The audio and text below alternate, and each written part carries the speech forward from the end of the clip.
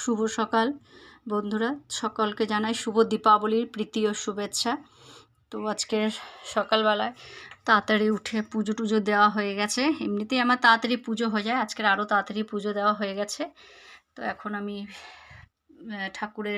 সব ঠাকুরের আজকে উপোসও আছি, ঠাকুরের জন্য একটু কাছে ইচ্ছা আছে লুচি টুচি বানিয়ে দেওয়ার পুজো ঠাকুরকে।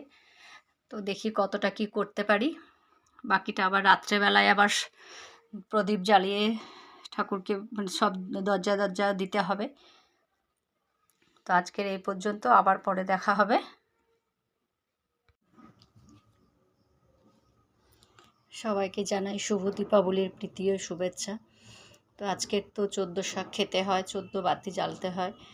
14 শাক সকালবেলায় খেয়েছি, তো আজকে এখন 14 বাতি জ্বালিয়ে সব দরজায় দেব।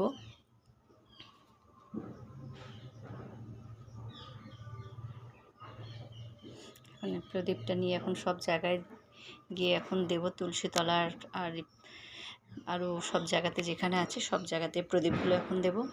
সকলকে জানাই আন্তরিক প্রীতি ও শুভেচ্ছা। সকলে ভালো থাকবে।